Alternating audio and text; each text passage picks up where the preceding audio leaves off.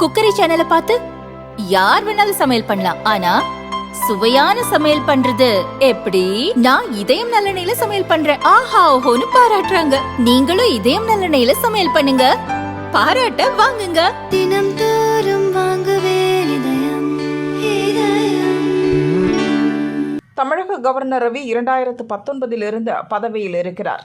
மத்திய உளவுத்துறையில் அதிகாரியாக பணியாற்றி ஓய்வு பெற்ற ரவி 2019 ஆகஸ்டில் நாகாலாந்து கவர்னராக நியமிக்கப்பட்டார். அங்கு 2 ஆண்டுகள் பணியாற்றினார். அப்போது மேகாலயா கவர்னராகவும் கூடுதல் பொறுப்பு வழங்கப்பட்டது. பின்னர் 2021 செப்டம்பரில் தமிழக கவர்னராக நியமிக்கப்பட்டார். நாகாலாந்தில் 2 வருடம், தமிழகத்தில் 3 வருடம் என கவர்னர் ரவியின் பதவிக்காலம் விரைவில் முடிவடைகிறது.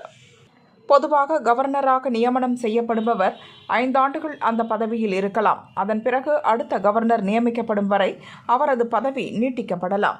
மத்திய அரசு விரும்பும் பட்சத்தில் மீண்டும் பதவிக்காலம் நீட்டிக்கப்பட்டு கவர்னராக நியமிக்கப்படலாம். கணக்குப்படி பார்த்தால் வரும் ஆகஸ்ட் 31 ரவியின் பதவிக்காலம் முடிவடைகிறது. ஆனால் அவ்வளவு சீக்கிரத்தில் டெல்லி மேலிடம் அவருக்கு ஓய்வு தந்து விடாது. இதற்கு முன் தமிழக கவர்னராக இருந்த பன்வாரிலால் புரோஹித் பதவிக்காலம் முடிந்த பிறகு பஞ்சாப் கவர்னராக நியமிக்கப்பட்டார்.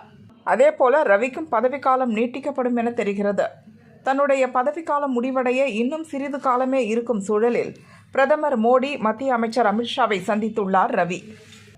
ஏற்கனவே திமுக அரசுக்கும் கவர்னர் ரவிக்கும் இடையே மோதல் போக்கு நிலவி வருகிறது. திராவிட கொள்கை மீதான விமர்சனம், சனாதனம் பற்றிய ரவியின் பேச்சு திமுகவினரை அதிர்ச்சியில் ஆழ்த்தியுள்ளது. 2026 வரை ரவி தமிழக கவர்னராக தொடர வேண்டும் என்பதே டெல்லியின் விருப்பமாக உள்ளது. திமுக அரசுக்கு குடைச்சல் கொடுக்க அவரையே மீண்டும் கவர்னராக நியமிக்க மத்திய அரசு முடிவு செய்துள்ளது. இதுகுறித்து ஜனாதிபதி முர்முவுக்கு பரிந்துரைக்கப்பட்டதாகவும் கூறப்படுகிறது. ரவியின் பதவிக்காலம் நீட்டிக்கப்பட்டால் தமிழக அரசியல் களத்தில் இன்னும் சூடு பறக்கும் என எதிர்பார்க்கப்படுகிறது.